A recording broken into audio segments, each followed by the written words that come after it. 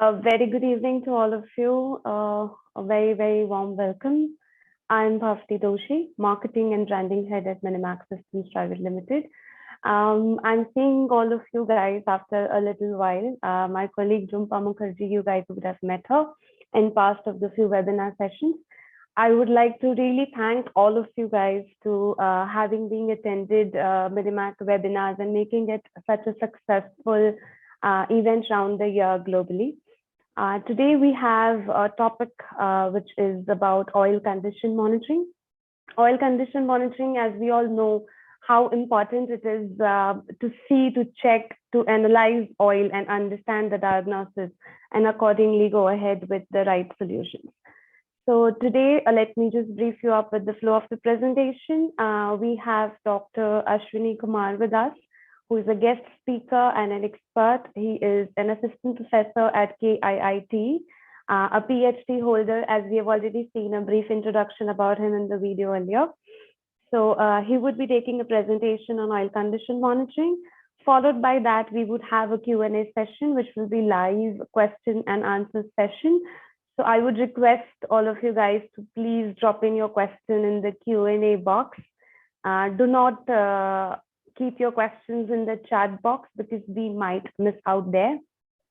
So Q&A box is right there on your screen. So you can tap, you can line up your questions and we would take it in the order.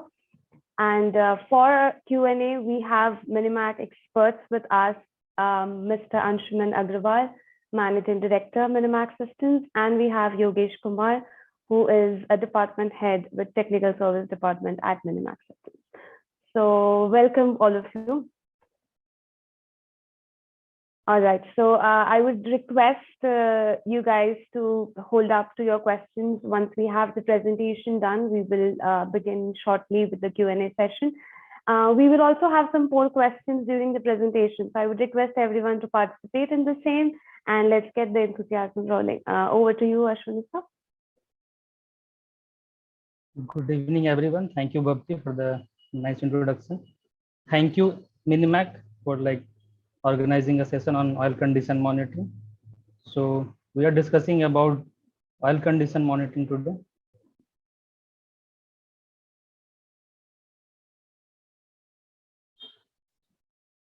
So we are going to discuss about the oil condition monitoring. Okay.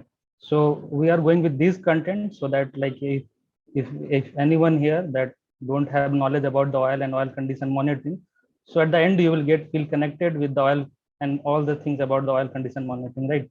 So in this way, we are starting with understanding why we need oil condition monitoring, right?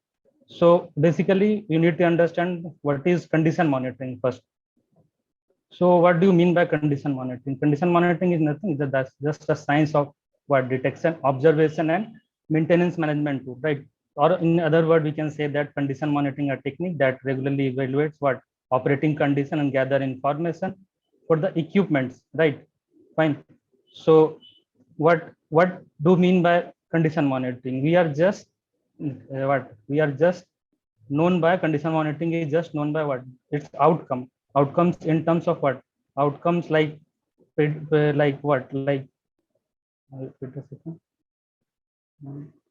reduce servicing and maintenance cost, health of the equipment, increase equipment productivity, reduce downtime, preventing from the catastrophic failure. So these are the outcome of condition monitoring.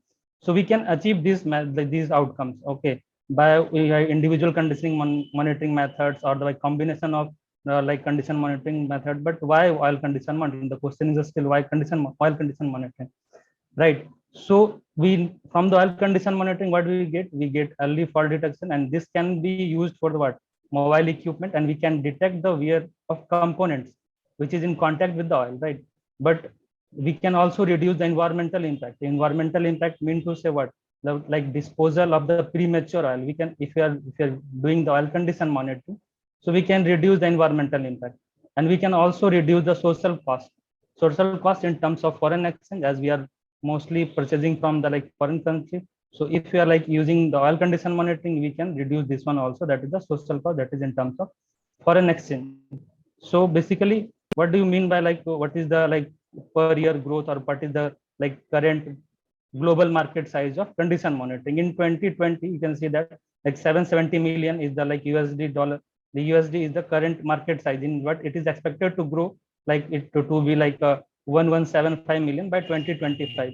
So what is fueling this thing? Like what is fueling this growth? So the growth is fueled by what? By current like increasing in the demand of what? Cost effective solution, reduction in maintenance cost, and then time optimization. All these things, the things are fueling this growth, and this is expected to be grow by 2025.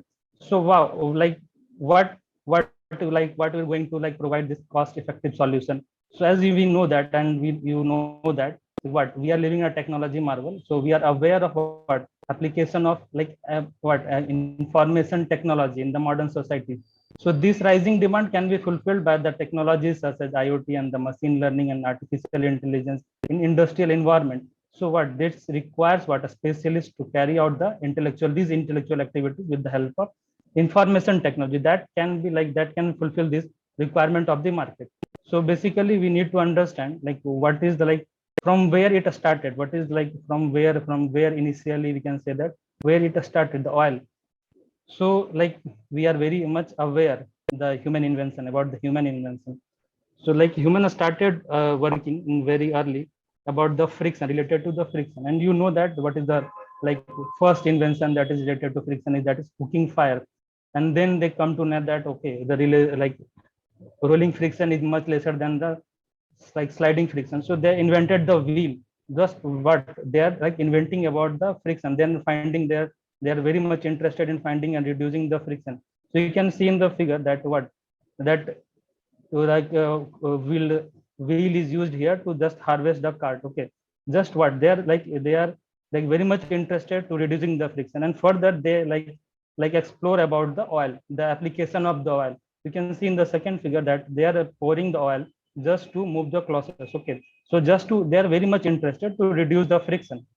So this is the second invention from where like the application of oil is started. So from where the story is started about the oil. Okay, so now like we have a poll question. Okay, what you can think about, what oil condition monitoring, or where we can apply the oil condition monitoring.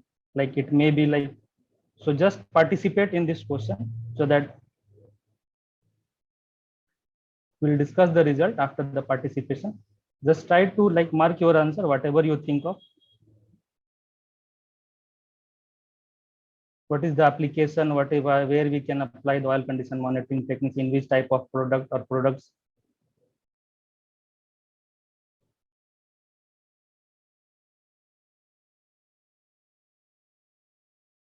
Upon the results, we can discuss.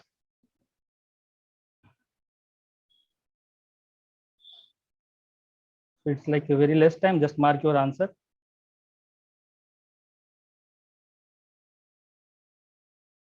Okay, the result will just show the result. The poll result will like this: all of the above. Yes, right, all of the above. Like we can apply the wherever in product we are applying the lubricant, right? So we can apply the oil condition monitoring. So wherever, it may be engine, it may be electric vehicle, it may be transformer, it may be transmission system. So wherever we are applying the lubricant, we can apply oil condition monitoring technique. So most of the like here like audience are like related to the oil condition monitoring field. So it is very like it's good to know that there's most of the like aware about this topic. Okay, so we will move to the what how it is going nowadays about the oil condition monitoring, right? So what we are like we discussed that oil condition monitoring has started just with the reduction of the friction. Now we are discussing about what how like oil condition monitoring. Okay, so we are very much interested in condition monitoring with the help of oil. So for that, what we need to select a product. Either it may be like as discussed, like it wherever we are applying the oil or lubricant. So that in that product we can apply the like oil condition monitoring technique, right? So it may be engine, it may be transmission system, it may be turbine, it may be transformer, it may be compressor, hydraulic system, electric vehicle. So first we need to identify the product selection, right? And we need to find the product wherever we want to apply the condition monitoring technique. And the next step is sampling. So in the sampling, what we are applying the sampling is the next step after the selection of the product, and sampling is what considered as a most important step, because any small error or any like any error or even a very small, that will lead to what? Will lead to worthless for the next step. So we need to very precisely about the sampling and sampling process. So there are number of sampling process. We are not going to discuss details about the sampling, but it depends on the like application, what the product you have selected. Accordingly, we have to select the sampling process, and we have to take it very precisely, so that we are going to test there that sample whatever we have collected with the sampling method, right? So after the sampling, I have just classified in two parameters, that one is like weir debris analysis, and another I have classified other except weir debris analysis, I have classified in like physicochemical properties analysis. So like in weir debris analysis, what we are testing about the characterization of size, about the like shape and their constituent about the weir. So there are number of methods related to weir debris analysis. We will going to discuss about the one of the method, that will, with the help of that one, we are going to describe what is the shape, what we are going to describe about the size, about the size distribution. So what if you are getting the some result with some equipment, some testing method, what we can do with the advanced technique methods, like available advanced methods. So we can go with the what we can go with image processing method for the purpose of analysis of size distribution, or we can go with the CNN, that is a convolutional neural network for the purpose of weir debris classification, and then we can go with a statistical method for the purpose of our prediction of like weir severity. So these are the number of advanced available methods. Are with the help of that one, we are analyzing the weir debris after the analysis of weir debris, after the characterization of the weir debris. And in physicochemical properties analysis, what we are like interested in the change in the physical or chemical properties of the oil. So first we need to like go with the number of test methods that they will give you the result, the lab result, and then what we can do the comparison analysis, that we can compare that from the like base oil or from the fresh oil, or we can compare it with the threshold or the limit value for the purpose of like acceptance, for the purpose of the rejection. And so we can compare this is termed as a comparison analysis, or we can go with what we can go with the advanced machine learning techniques. So in that techniques, with the help of machine learning techniques, we are very much like able to predict the different parameters. Okay, and we are also able to predict the remaining useful life of the equipment with the help of machine learning method by using the physicochemical properties of the different oils. Okay, so in that way we are going to discuss step by step. First I am going to discuss with you like what is weir debris analysis, and then we will discuss about the physicochemical properties analysis. So before continuing to the weir debris analysis, just I'm giving a review about what is weir. And like what is weir, like it is very much like everyone know that what is weir. Weir is just a progressive loss when two bodies are in relative motion. So it can be a plastic deformation at the interface, or like often leads to a wear also, and it can be caused by the chemical process. Weir is nothing, it's just a loss of the material. So it can be because of the plastic deformation, because of the chemical process, right? So what is the classification of a weir? So there are number of classification method available. On that basis we can classify the weir. It can be like what? It can be lubricated weir, it can be unlubricated weir, it can be severe weir, it can be mild weir, or it can be sliding weir. So we can classify in different ways. But what? But the like weir process, a weir process involves what? A weir process involves a weir mechanism. It can be a one weir mechanism, or it can be a number of weir mechanisms.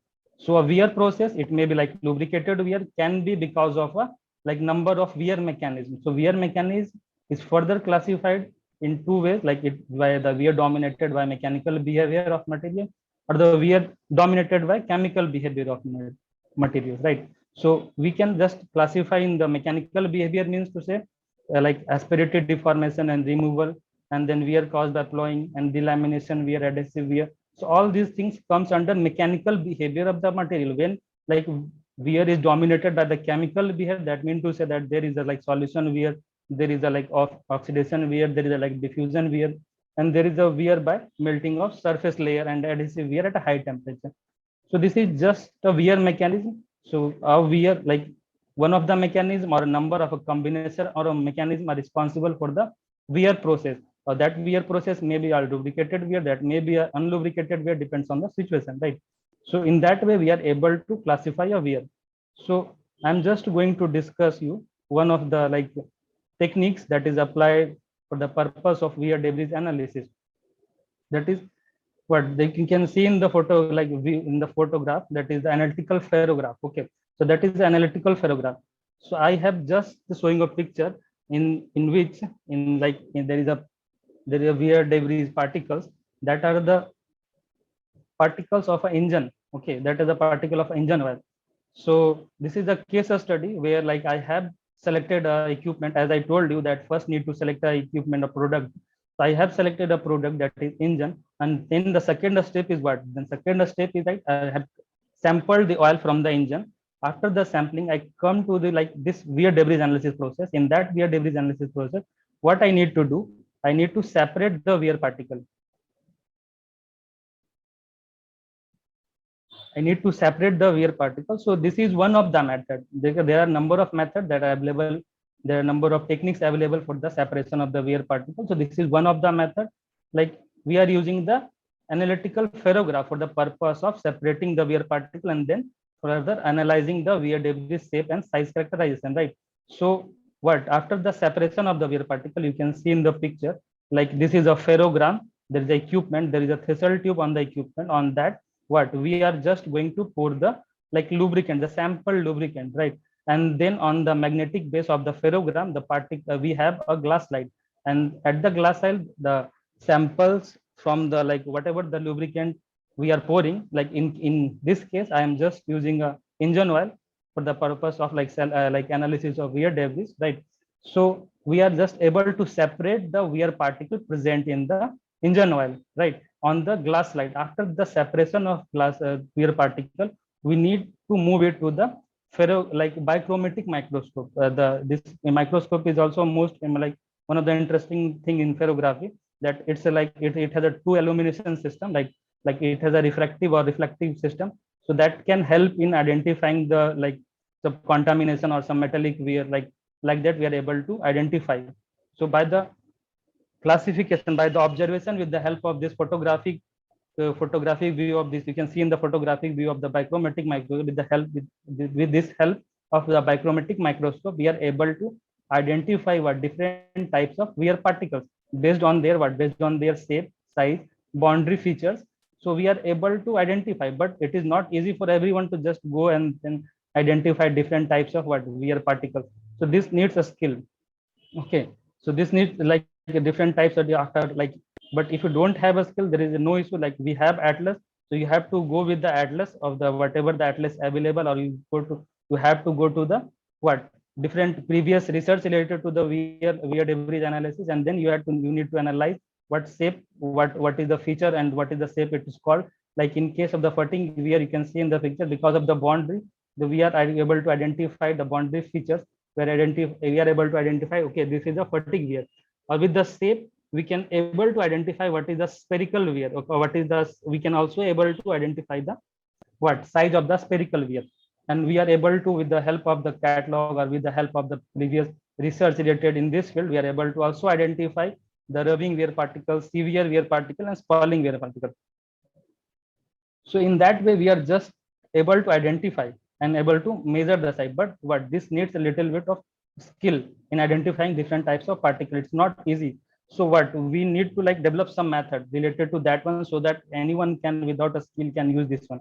Okay, so one of the attempt toward this one is I have just like used an image processing method that is like applied for the purpose of just analysis of wear particle size distribution. This is just applied for the purpose of wear particle size distribution. So this is the step-by-step process. You can like see in the figure 1, 2, 3, 4, 5, 6. So starting with the like capturing of image, and then we need to like read this image like in a particular software. It can be, there are a number of software, we can go with that one. So first we need to like read the image or load the image in the particular software. Okay, and then we need to calibrate the image with the physical length, whatever the correlation is, we need to calibrate that. Okay, and then in the third step, what you can see in the figure also, that the conversion of RGB image to the grayscale image. This is the step-by-step process. So just we need to follow this step, and then we are able to, at the final stage, after the thresholding of the image, to obtain a wear particle, and then we need to do after the like there is a like chance that some particles get overlapped. So we need to like a method that is water segmentation to follow that one, and so for that, like we are just avoid the overlap. So in every process, in every step, this is one of the like process I'm discussing here. But we can like there is a number of options are there in for the purpose of thresholding, for the purpose of segmentation. There are number of available techniques. Okay, one can go with.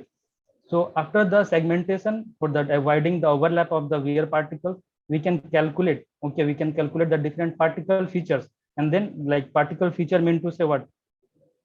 Particle feature mean to say that what? It is a major length, it may be minor length of the particle, it may be the area, it may be the parameter, it may be the aspect ratio, it may be the roundness. So as I discussed you, like I discussed with you that what I have used the engine sample. So I have collected the engine sample at an interval of like 40 to 50 hours. Okay, so this is the 5 sample, like starting from the fresh to the like drain condition. So I have collected all the sample 1 2 3 4 5. That is the number. Okay, and then I have analyzed about the like different parameters, and there what is the mean and what is the standard deviation. Okay, about the measurement, what how it is moving. But like this is for the one sample, this is for the one, this is like for the one equipment. If you are analyzing number of equipment, so the number of data how you are going to process, so this is again a burden. So for that one we need to develop like what, some statistical method or some machine learning like methods. Okay, so I have just analyzed, or I have just used a statistical method or just applied a statistical tool for this purpose to analyzing the different sizes of the particles. So I in that I have just used a method that is available and the Rayleigh function. Okay, so with that help, like what, yeah, I have just chosen this method because of its applicability and simplicity, because that we are using for the purpose of modeling of a particle size distribution. Okay, so on like you can see in the but this is the function for the variable distribution, because you can like see there is a f and there is a x and there is a b. So I'm not going to discuss in detail, just I am showing you that what we can do with this like function. Okay, so like a and b is the parameter, we need to train the variable function with the help of finding whatever the data in the like if I have like we have get like in this major length or minor length. With that help we are going to find the a and b parameters, and then we are able to what, we are able to calculate the what is the probability of finding any size particle. We can calculate with this equation, right? So on the basis of evaluation, okay, what is like which one, like either Weibull, either Rayleigh distribution, either actual distribution, which one is like best, which one is best. So on the basis of mean square error or r square, that is the regression, so we are able to like evaluate that okay, Weibull distribution for this case is fine, with that is giving the more accurate result, most best fit in this case. You can also observe in the figure that with the Weibull distribution we are able to predict the wear particle probability of finding any size wear particle, right?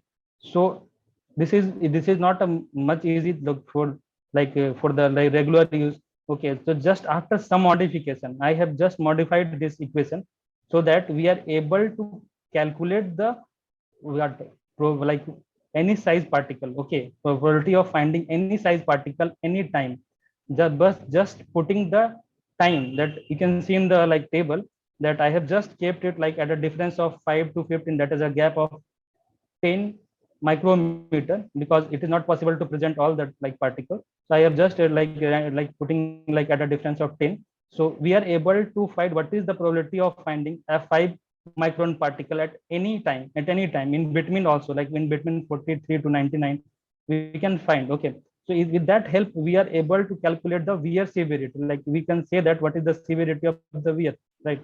So in that way just we can use the statistical analysis tools for the purpose of wear calculation of wear severity.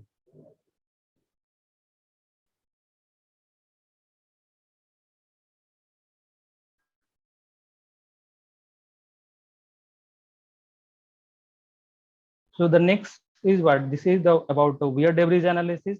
So next we are going to discuss about the physicochemical properties analysis that is related to oil condition monitoring. So what are the different parameters? I have not considered all the parameters in this case. Okay, so in this slide or in this presentation there are a number of parameters that we can go with. So I've just considered the like what is the maximum or maximum use parameters, or major parameters, that is the kinematic viscosity, viscosity index, and oxidation and soot analysis, and then tan, TV, and water contamination.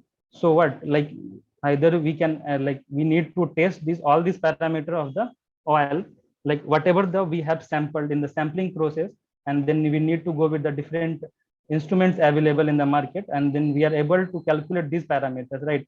So whatever your test result is, so we need to like check, okay, it is fine or not. So how we can check? Either we can compare with the fresh oil, what is the deviation. So the for the kinematic viscosity, the deviation is allowed up to 5 plus minus 5%. Apart from that, we need to change that oil. Okay, so there are number of a standard method for the purpose of like calculation of the viscosity and kinematic viscosity and the viscosity index. So we can go either like ASTM method. There are number of ASTM methods. We can go with any one of them for the purpose of calculation, and then like characterization of whatever the viscosity it is. Okay, and then we can go with the oxidation, and right, likewise there is a no mention what is the limit like threshold value for the oxidation. Okay, and then we need to like analyze the soot, the tan, TV, and whatever the change in the tan, TV about the for 50%, we need to reject after that. This is the limiting value. So water contamination, like there is a 2000 ppm, right? So it depends on application also, what it may be. Like this is the maximum 2000 ppm I mentioned here. So there are number of standard methods. So for the oil or whatever the physical or chemical property we need to analyze, for that we need to go with any one of these ASTM method, right? We need to fix on any of these STM method just to maintain the standard. Okay, so we are going to discuss one by one, like with my like case study that I am going to discuss with you. Like in the last case of the wear debris analysis, I discussed about the engine oil, that are the samples related to the engine oil. Now I'm going to discuss with you what the samples are collected with for the transmission oil. Okay, so what is the viscosity? So we know very much the roles of the viscosity, what viscosity is all about. Like it's provides the thickness of the oil film generated between the two mating surface, what depends on what viscosity, and it is affected by what lubrication. And if your lubricant get deteriorated, then we are not able to maintain the required thickness of the film between two mating surfaces, right? So the viscosity helps in minimizing the friction, helps in minimizing the wear and the heat generation under the usual operating condition. If there is something unusual, we can check that one with the help of the checking with the help what is the change in the viscosity. So change in the viscosity what leads to the loss of proper lubrication sometimes, and reliable operation also, which causes wear or increase in the particle concentration. So you can see in here that the viscosity is what viscosity is increases in this case, in the case of transmission oil.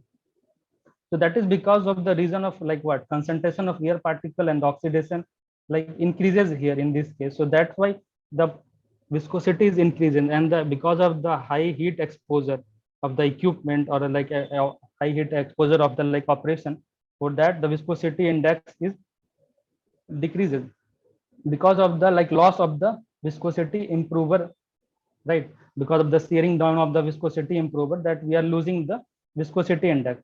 So in that way we are moving to the next parameter, that is tan TBN analysis of the used oil, right? So what we can analyze the tan TBN in the used oil. So you know very well what is the tan TBN. So we are very much interested in calculating what is the acid number, what is the base number, and that is a very important parameter to just to indicate the oil quality.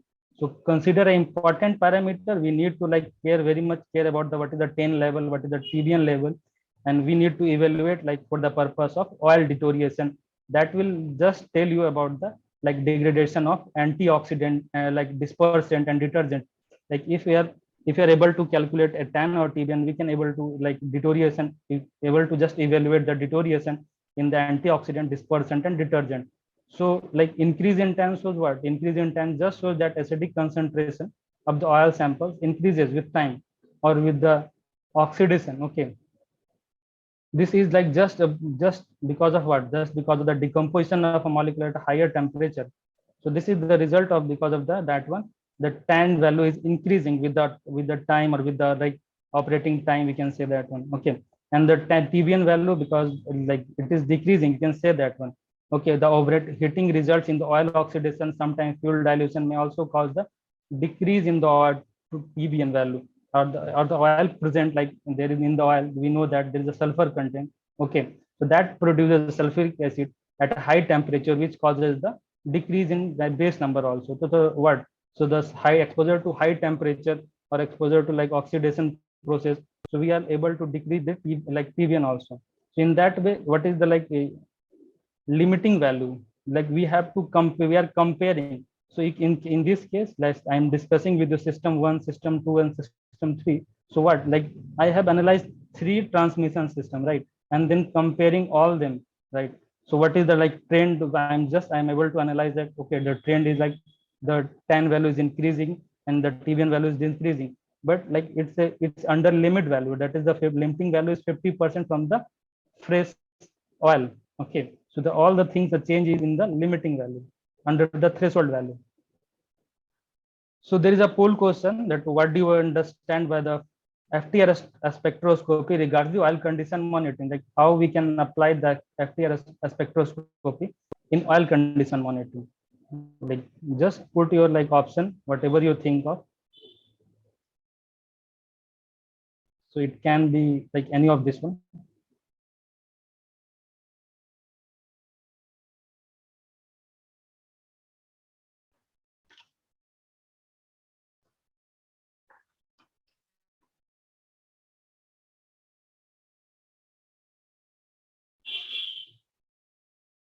So whatever you think, you can put that answer.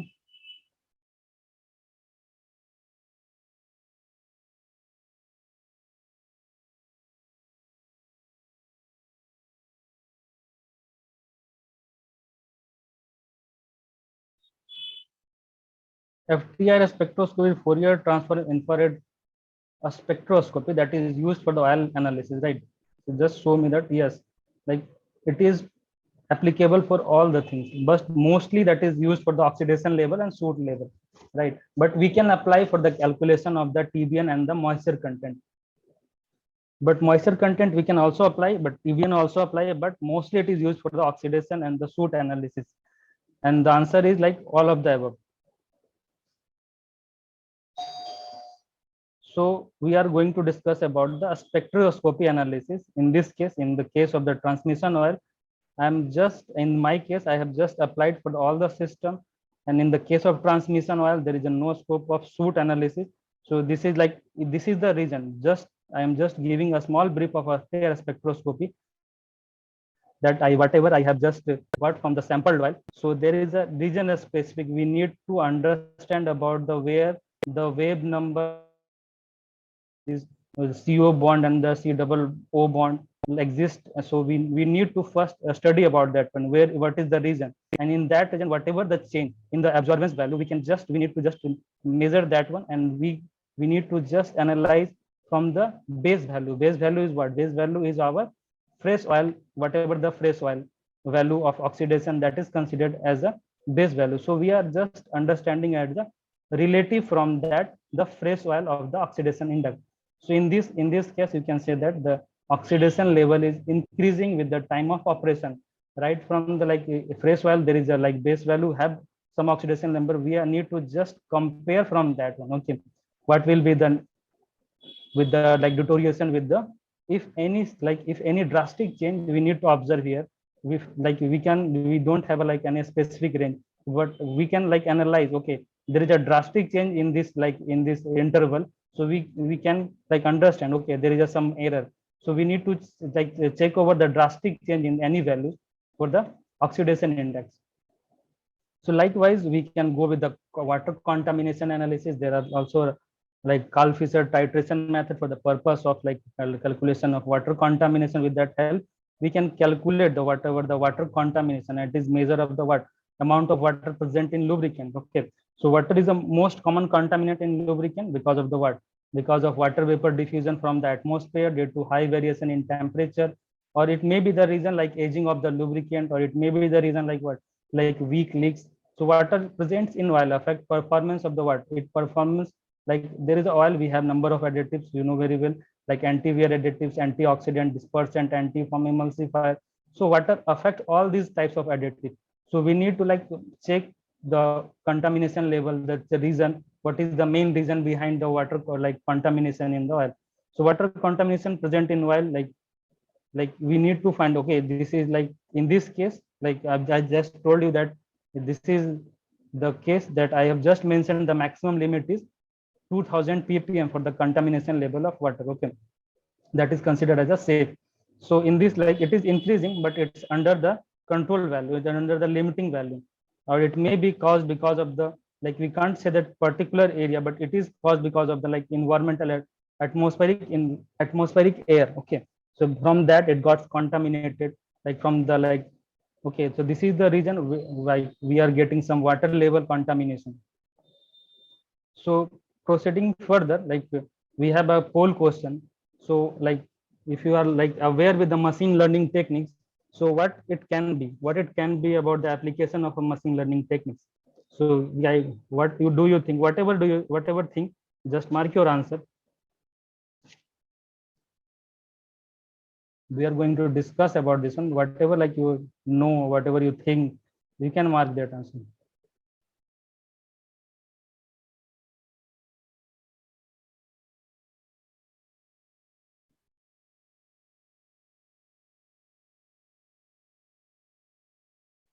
So there are options like oil remaining useful life. Okay, remaining useful life, and equipment health, and oil properties, wear severity, and all of the above. Just mark your answer.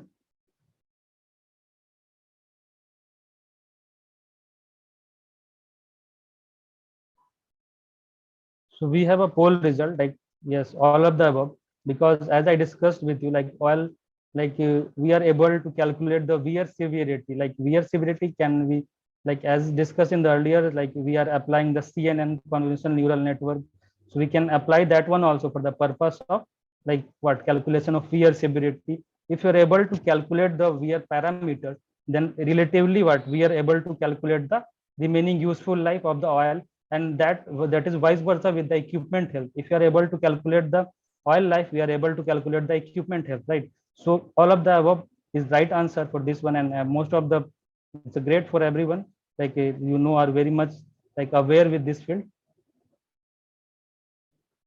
So like we are just now discussing with the application of how we are going to and apply the machine learning techniques in oil condition monitoring. I'm not going to discuss about the literature, just showing you that what are the like peoples are working, like whatever their work, like they are applying the computational neural network for the purpose of oil condition monitoring very early, like 2000 in 1998. So very like they are using, like everyone is using, but right now in this era like 2020 or 2021, we are using some advanced method of the computational techniques, like deep learning, like ANN. So I am just going to discuss with you one of the techniques, like not all, just going to one of the techniques, that is artificial neural network. Okay, how we are going to apply the artificial neural network for the oil condition monitoring. So for that we need to like understand a little basic, not much more. If you're not aware of this topic, there is no issue. We need to understand a little basic about the what is the artificial neural network and all about. So artificial neural network, you have heard sometime what is artificial neural network. So it is nothing, it is just computational method that encompasses what processor called neurons and nodes, and then each neurons are similar to biological neurons and have a natural tendency to learn and try to discover relationship between input and output, right? So you can see that we need to set some input, we need to some find output. So we need to just what we need to just make a relation between the input and output. Whatever the output we want, we can calculate or we can predict the output. Whatever we want to predict, that we will set as the output. And for that there are number of like what there are number of techniques also inside the artificial neural network method. There are number of like another like methods that we need to find upon which one is best suitable for this for particular application. Not every app like artificial neural network is like fitted with the every application. We need to find, we need to check, we need to validate the result. Okay, so the neurons are here. You can see that each neurons, I have said you like what is the neurons are nothing. Neurons are, as you know that what is the biological neurons, you know, like in a human we have a neurons. Okay, we are have like a sense of like taking decision. Why? Because we have a neurons, we are stored information in that one. Okay, and on the previous history or the historical data, we are able to take the decision, right? So you are like that way, like biological neurons. We are just from that, like from that, we are just using that thing, that neuron, and that we are training with the historical data, and then we are able to take the decision. We are able to take the decision about the oil condition monitoring, right? So the artificial neural network is very beneficial for the handling of what complex and non-linear problems, because we know that while data are very much non-linear, it's not a linear case, like it's a very case to case. So we need to handle this data with like some advanced machine learning techniques. So as I told you that what is it has just 3 layers that are connected with each other. Okay, so the input layer and the hidden layer and then output layer. So the parameters whatever like used in the prediction are considered as the input neuron. Like I will just show you one more example. I will move to the next slide and then show you that how we are going to apply these techniques for the purpose of condition monitoring, oil condition monitoring, right? So what are the different parameters, whatever like we are going to use as a historical data, we need to like keep here as a what input neurons. Okay, like input in the input layer, and that is used to be predicted, and it is considered as a output neurons to the output layer, right? And then the number of hidden layers are, it may be one. I just, this is just a general architecture of like of ANN. It is here I have just given you a like one hidden layer. There may be a one or two or maybe three, depend upon case to case, right? So or whatever the like we can increase the number of the neuron also, like 1 2 to 14. This is just a general architecture. Okay, and there is a multiple output also, multiple input and multiple output. So what, so this is just a basic like what, this is the algorithm from where the we can apply the artificial neural network to the purpose of oil analysis. Okay, so from the start we need to just collect the test data. It may be like what, it may be the physicochemical property data, and we need to do normalization, and then we need to like find, okay, this like physics, like viscosity, and then like what, like 10 TBN value we will like put as the input, and the what is the target of the network, means like what is the output. We need to define, okay, some target, that what do you want to calculate. Either we want to calculate which parameter in, we can also calculate the parameter, different parameters. We can also calculate the like operating times, okay, right, or like useful remaining useful life, with the help of the data, that whatever we have like get from the like sampled oil, and then their analysis by using weighted average analysis, by using physicochemical properties analysis, right? So after the defining input and output parameters, after we have to define input and output parameters first, and then after defining input and output parameter, we need to define the transfer function. There are number of transfer function, there are number of training algorithm, and we need to define the number of layer also. So in ANN, we need to define, we have number of transfer function, we have number of training algorithm, we have to define the number of layers.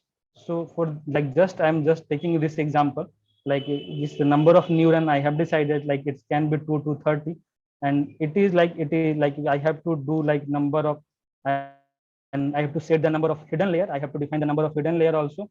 Okay, so that in this case I've just kept it 2, and then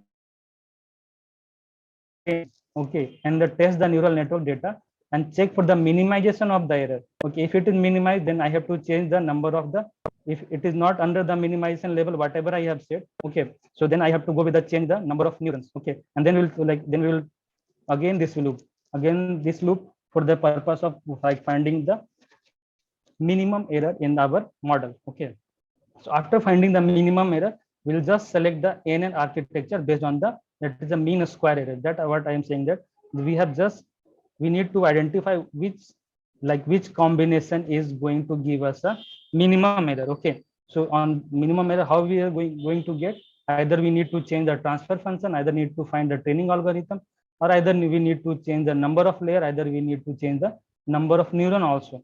So in that, after doing all these things, we are getting a ANN architecture that is based on the minimum, like minimum for the mean square error. And after getting that model, what we need to evaluate that test data with the practical value. Okay, whatever the practical in the practical case it is going, we need to verify that one. Okay, right. So this is just a case that I'm just going to explain with this example, that how we are going to like set the input layer and how we are going to output layer. So we can keep temperature, nanoparticle concentration. For this is the particular case where I have used a nanoparticle concentration, or like in case of nano lubricant, okay, and viscosity, or we can use a temp, like also like viscosity index. We can other input like what, tan, TBN, and then we are in this case just like given a two like hidden layer, and the output value will be what, output value we can calculate here the output value as a like what is the change in the density, right? So we can calculate the density with the effect of the whatever the number of combination with the temperature, whatever the number of combination with the nanoparticle concentration, viscosity, tan, TBN, we can calculate that whatever the output, what is going to be affected in the value of the density, or we can just but at whatever the input we can calculate after the training of these all these things. Okay, so this is just one application of what, artificial neural network in the oil condition monitoring. So as I told you, there is a like what, there is a transfer function, there is a training algorithm. What is the effect? So we need to like, there are a number of transfer function. So with the change of the transfer function with the same data, we will get a different mean square error. Okay, so we need to like find whatever we transfer function is going to give a better minimum mean square error. Okay, and then likewise, like we need to find a in an architecture, it may be like you can see in the like there are combination of a learning algorithm also, like SCG. With SCG you can say that architecture is 423.1 and there is a transfer function. So we need to like what, we need to go with the number of experiment to find, just to find the minimum mean square error, right? So we are very much like, this is like you can see that this is okay with the number of transfer function, with the number of learning algorithm. You may like to think of that, okay, it is a very tedious job, but no, it's like computational job. We don't have to do much. We don't have to just write a program and do these things. Okay, this is not a big task. Just this is like a simple one. We just need to like all these things in a loop, and that will get a result. Okay, and we are but on the only thing is that we are just interested in minimizing the error. So with which model, with which combination we are going to get a minimum error, right? So and then we can also understand what is the deviation with the predicted value or with the experimental value.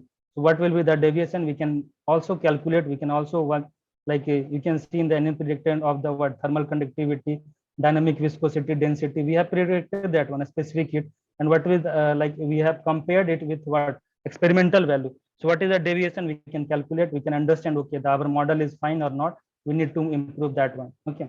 So this is all about what, condition monitoring method and their application, and nowadays what is going on in the oil condition monitoring. So I have just tried to cover a little thing about the oil condition monitoring and what is the recent practice going on. Okay, so oil condition monitoring is what, it's just with the help of the oil condition monitoring, we are able to increase the reliability, efficiency, and performance of the equipment, and that can improve the what, with the current demand. We need to go with the online oil condition monitoring that will further improve the capacity of the what, capacity of the monitoring and increase the quality also. And in this field we need to develop some more IoT devices that for the oil condition monitoring that enables to track the system operating condition from anywhere. Okay, and the application of like machine learning techniques in the oil also enables to process the large data. So this is what, this is the thing that we need to develop to just fulfill the whatever the demand we are expecting in the coming years, right? So thank you everyone for getting connected. Okay, so Vapti, you can take here from. Yes. Thank you so much, Mr. Ashwini Kumar. That was a beautiful presentation. I'm sure it was quite knowledgeable and a lot of people have gathered multiple knowledge on it. There are a few questions already awaited in the Q&A box, but before that, I would want you to know we have our upcoming webinar on how to maintain hydraulic systems, which is on the 28th of October, 2021, and we look forward to see you again on the same. So thank you for being a wonderful audience, and I would request Mr. Yogesh Kumar to please sum up the presentation add your viewpoints and expertise on the same for 5 minutes more. Yogesh, could you please unmute yourself and turn on your camera? Over to you, sir. Mr. Ashwini, you could stop the presentation. Thank you. Thank you, Bhavti. And thank you, Dr. Ashwini, for the in-depth and enlightening presentation on the condition monitoring. And like a doctor, you have ample of cases and incidences where you saw the interpretation of the report, because machine will say uh, what is right, what is wrong, but how to interpret that. If we get a report from the pathology lab, a certified doctor or an experienced doctor can interpret it well. So thank you so much. You focused on the interpretation of the results, especially on the wear debris analysis. This is a very common practice nowadays for the industry to go through it. Yes, that is really appreciable. But how to interpret the report is very vital for the industries. And as you mentioned, the inclusion of artificial intelligence and online monitoring system, that was quite helpful. And fortunately, around nowadays, people are well aware of it. And we are moving very fast on this track for real-time monitoring and real-time interpretation of the result. And you also mentioned a few live example of oil analysis reports, and the size and shape of the particles. Those are very vital, because uh, for a kid, ball will be ball. For a cricketer, that will be a wicket taking point. So report interpretation is we can say it is almost half of the journey. So taking the initiative for oil conditioning monitoring is the first step. Get it done with proper uh, precautions, because while taking the sample, while checking in the lab, there may be n number of factors disturbing the results. So finding the right lab, right method, and at last, right interpretation. So thank you so much, Dr. Ashwini, for your valuable inputs. And in the Q&A box, we can see that there are a number of live questions. So I would like to hand over to Bhavti Madam to take it forward. Yes, thank you so much, Yogesh, for your comments on there. Could I please request Mr. Anshuman Agrawal and Dr. Ashwini Kumar to unmute yourself and on your cameras. Let's take and start the Q&A quickly. We have some questions awaited. Dr. Kumar, could you please turn on your camera and unmute yourself? Thank you very much. Right. All right. So the first question we have is from Karunaniti. In the analytical ferrography, only ferrous material particles will be identified, or we are able to identify other particles as well? Yes, in analytical ferrography, as its name is ferrous particle or ferrous material, because of the magnetic effect, okay, that is going to be separated. But what, like in the oil, we have a non-ferrous particle also that is going to be separated, not like that of the like ferrous particle. Okay, like basically the ferrous particle is separated in a string form, right? But we can identify that whichever is like ferrous, and the non-ferrous particle like getting stuck between that string, and that it also gets separated from the oils. Okay. Yogesh, would you want to add on something to that answer? Yeah. When we go for the ferrous and non-ferrous particle separation, a very raw method is used normally, that is a magnetic property of the particle. But apart from that, non-magnetic kind of ferrous particles are also available.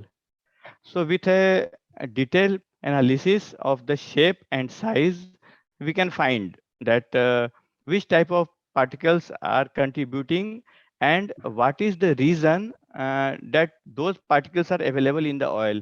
Either it is from the external ingress like in steel plants, it, it may be, but for the other industries, we can find that which components yeah, or which a part of the machine is getting damaged, and because of that these particles are coming into sample. Okay, thank you so much. Let's go to the next one, and it is to our turbine expert, Mr. Yogesh Kumar. What should we do to avoid formation of bubbles in turbine lube oil? Bubble formation is a general symptom of the oil that cannot be avoided even we use the purest form of the oil, because water is pure and if we shake with the hand it will form bubble. But how long this bubble sustains? If these bubbles are sustaining for the longer time, then it is called foam. And formation of foam is alarming always, especially in the case of turbine oil. This is vulnerable. So we need to check what is the height of the foam. If it is more than the desired level on the top surface of the oil, then we may go for the oil analysis for demulsibility of the oil or depletion of anti-foaming agents. Those are solid type of additives, and those gets depleted very easily by wrong method of oil filtration. And when we talk about the wrong method of oil filtration, there will be hundreds of finger pointed out that which method is wrong. So uh, we have to see the oil and the additive composition, and we have to select the proper method of filtration. Even for the mechanical filtration, we can go for the 0.5 micron, 1 micron, 10 micron, 25 micron. Which one is suitable? That totally depends on the make of the oil, brand of the oil, and the condition of the oil, which is available in the tank. So this is a very vast subject for the foaming of the oil, and definitely we will take it up in our upcoming webinars. Thank you, Mr. Yogesh, for your point on this method of purification. Yes, the choice of selection of method of purification is certainly very important.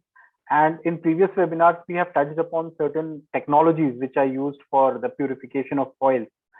So before anyone goes for selection of a machine for doing the external purification of turbine oil or any other lubricant, you need to also understand what is the chemistry of the lubricant that you have been using.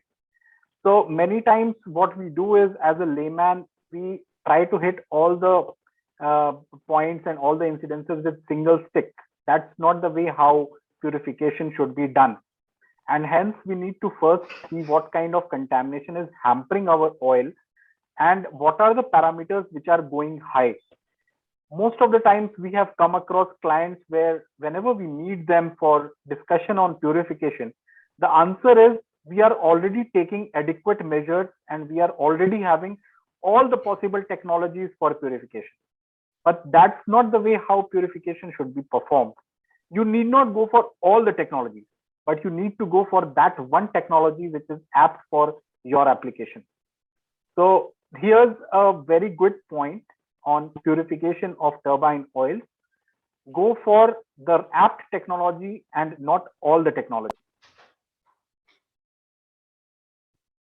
All right, that was summed up well. We have an anonymous person asking how to identify the magnetic ion and corrosive ion, how to check in ppm.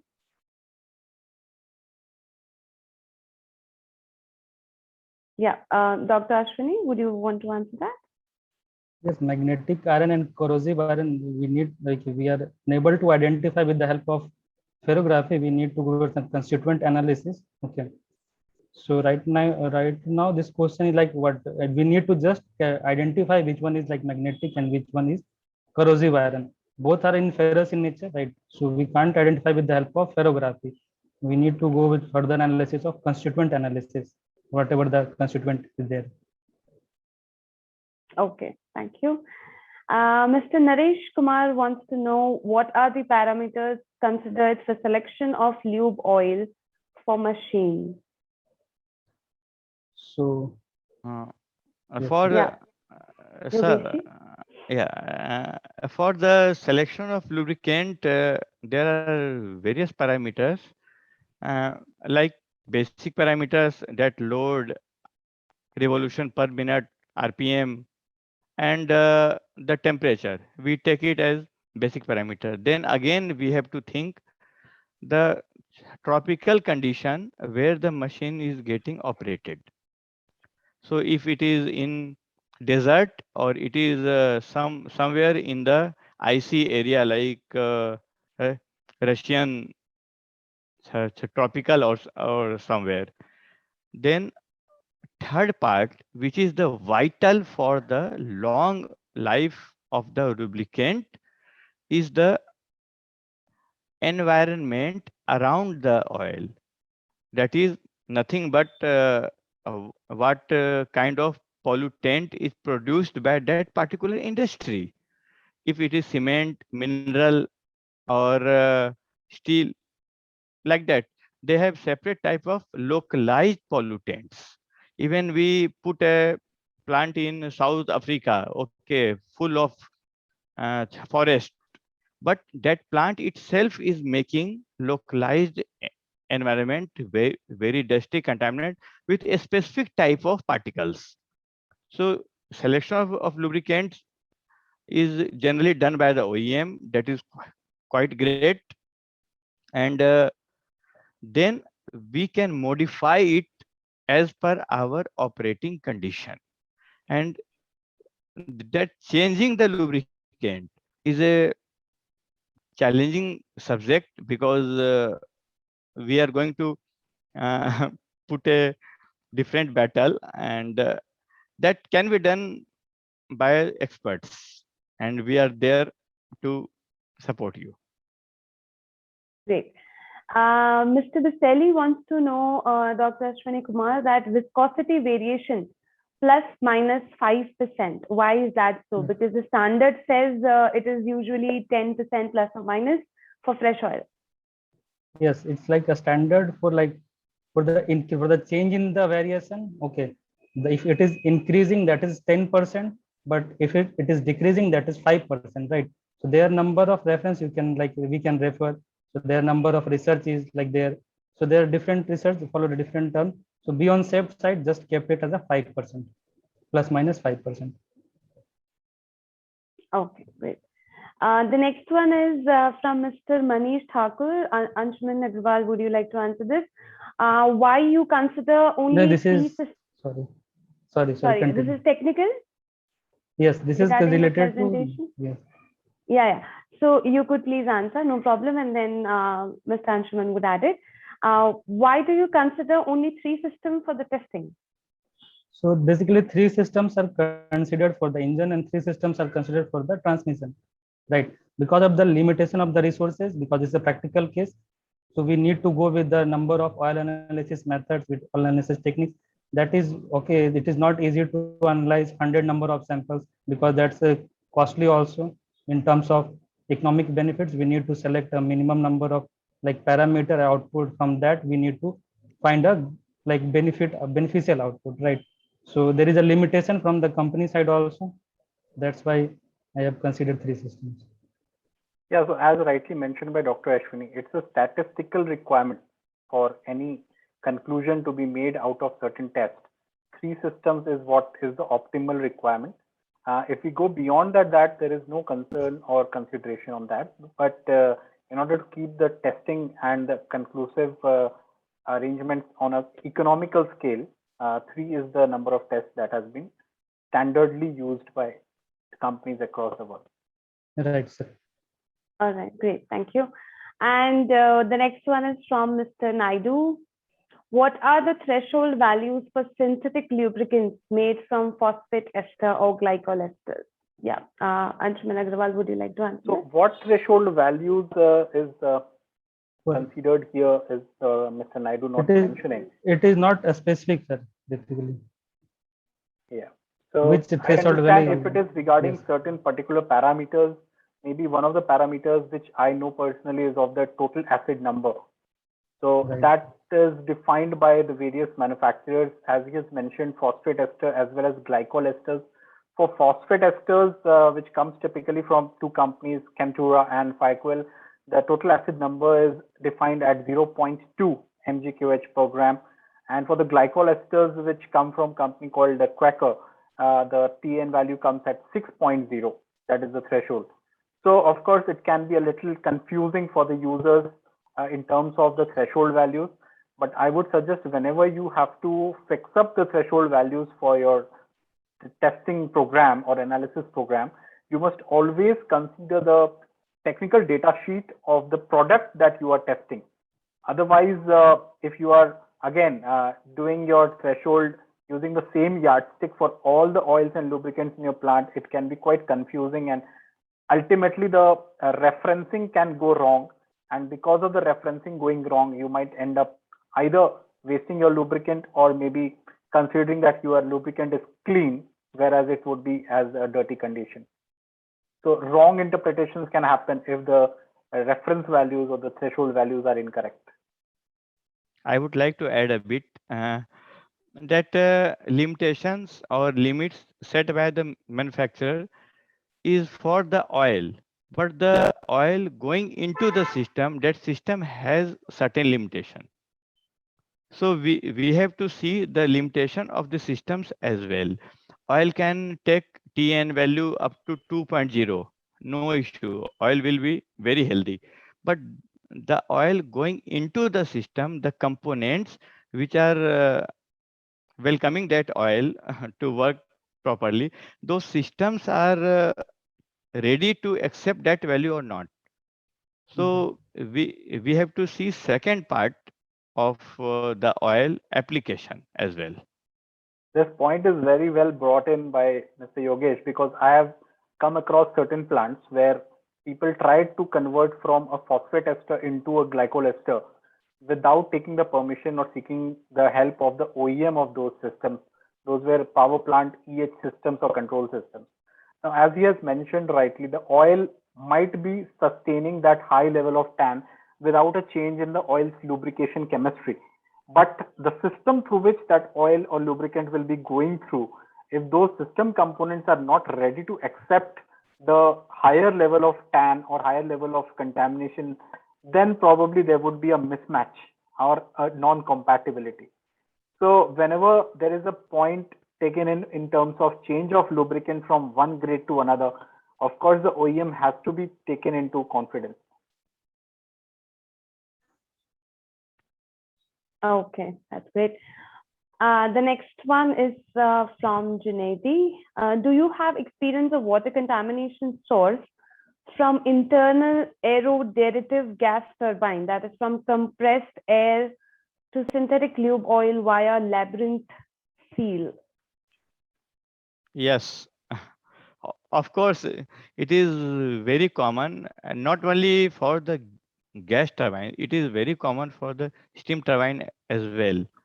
Because whenever lubricant is coming in contact with a third body, that may be gland air sealing system or leakages from the labyrinth seal, because labyrinth seal are normally metallic seals and they are not like rubber seals which will try to stop any leakages at the maximum extent. But since gas turbine runs at very high speed, so labyrinth seals are used. Those are metallic seals. They keep in touch with the shaft, that is quite good, but they are overlapped in terms of fins. So the air coming in contact with the oil is high hydrocarbon gases containing air. So lubrication degradation is very, very fast in terms of gas turbine, just because of leakage through labyrinth seals. And this point is notable when we do or when we go for the overhauling of a gas turbine.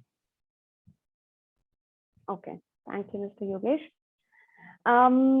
A lot of people have been asking in the Q&A box to share the presentation. I would just like to make it a point here. We would be sharing a webinar recording with everyone via email. You would get a link via email of the webinar recording. You may go through the presentation again, the slides again, and try to understand the concept. And still, if you have any doubts, you can drop in your question, and we will also share an FAQ document, which will have all the answers to your questions as well. Okay, going ahead, we have Abhishek Singh, who wants to know what type of oil analysis we should proceed with if we are observing bubbles in lube oil for turbine lubrication. As Dr. Yeah. Ashwini also mentioned that, and we have also answered a few questions back, that bubble formation is just normal bubble formation, or it's foaming of the oil. If it's foaming of the oil, we can go for the few, not much, 2-3 types of tests. First will be the demulsibility property of the oil, then check the acid content of the oil. Very basic, check the moisture content of the oil, and how much oil is resisting to ingress the air into it or gas into it. So those names can be well defined, and please write to us. We will give specifically the names. That's great, definitely. Okay, Victor wants to know, when there's no contamination in oil and the oil loses its viscosity easily, thereby forming more moisture in the system, what is the cause and what are the steps to correct that abnormality? Losing the viscosity, when we say there is no contamination, this is not a defined term, because we are maintaining very good breather, everything, tank is sealed, so oil will not get contaminated. That is not end. When we are topping off the oil, the pump what we used was properly cleaned, washed, or we have dedicated pump for that specific oil. So contamination is not there, cannot be said in single line. And if contamination is not there, viscosity will not go down, provided oil is not abused by high temperature or high moisture content. If oil is exposed to very high temperature, then long chain polymers, they are responsible to maintain the viscosity. If they are breaking down, then viscosity will come down. Or cross contamination, because this is thumb rule. For contaminating a 10,000 liter of oil, 1 liter of different oil is enough. Suppose 10,000 liter of turbine oil, and we are putting 1 liter of engine oil, that's all. Entire lot of 10,000 oil will go in vain, means has to be discarded. Even that cannot be recovered.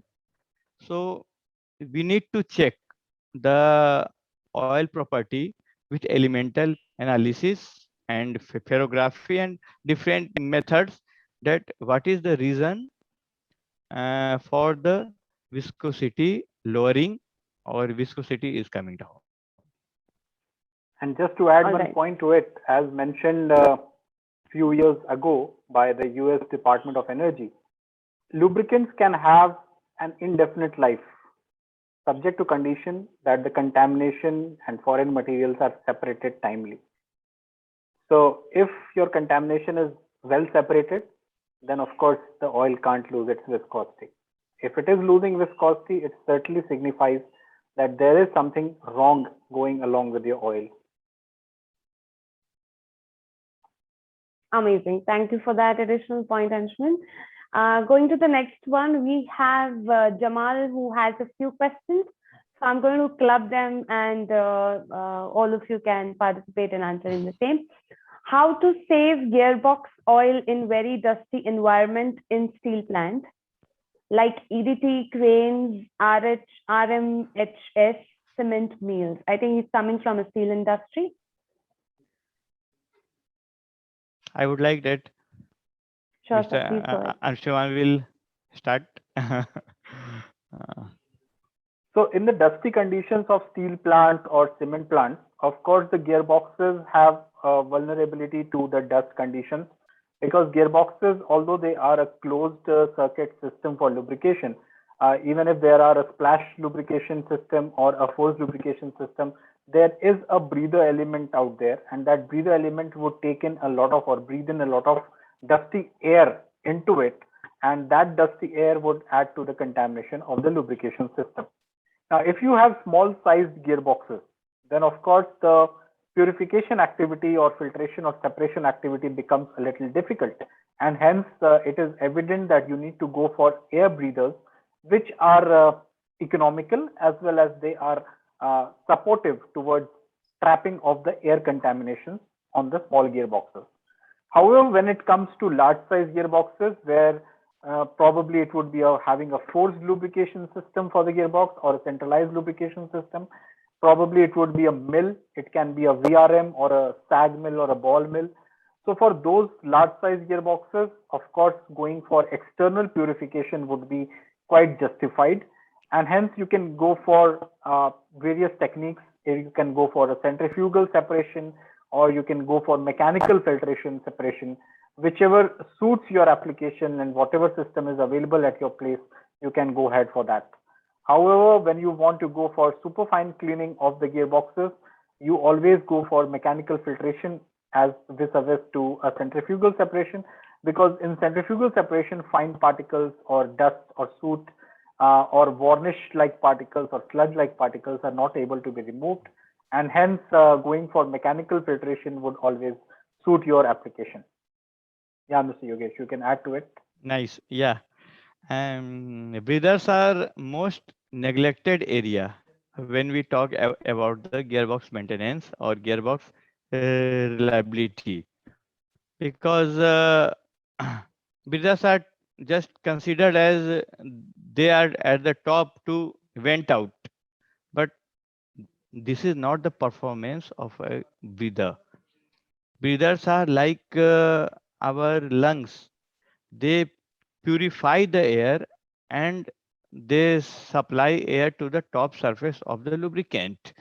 So selection of right breather is a very much neglected area, especially in the gearbox, because gearboxes are used in various application in the high cement dust area or metallic dust area, sometimes like cooling tower of a power plant, high moisture area.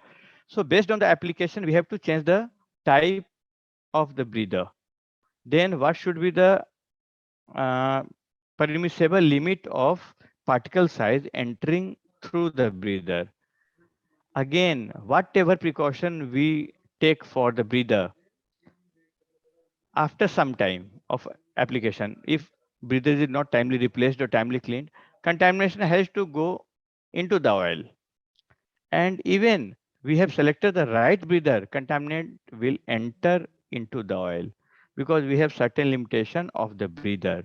When differential pressure is high across the breather, contaminants will jump into the oil. So kidney loop system is the best way to clean the oil for the large size gearbox. And for the small size gearbox, uh, kidney loop for the 24/7 operation we can put, or timely filtration with a very small system is highly recommended. Just to add something nasty to what Mr. Yogesh has said, air breathers to our lubrication systems are like nose hair.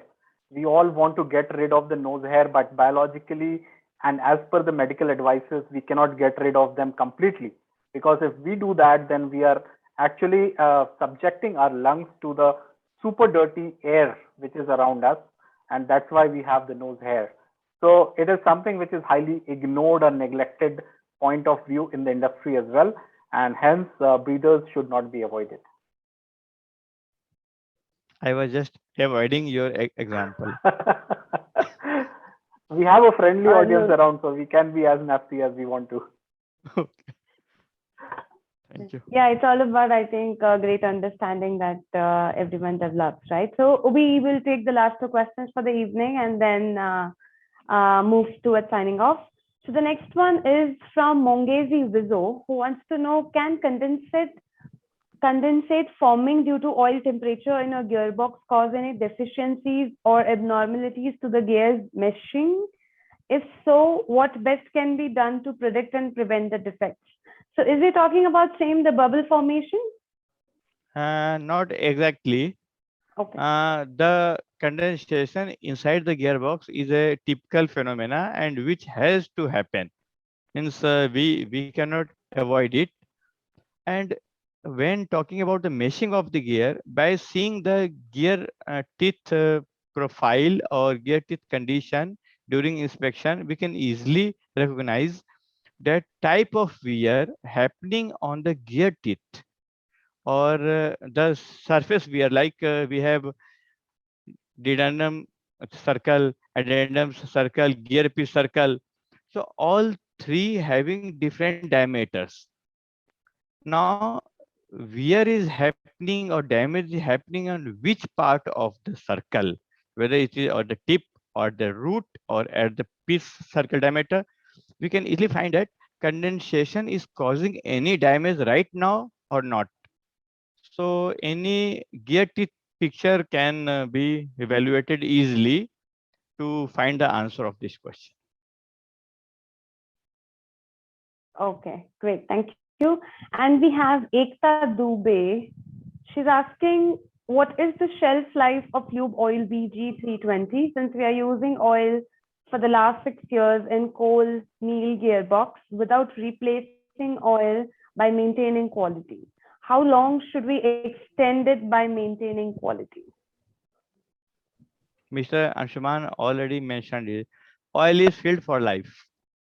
Till the gearbox is alive, oil will not die.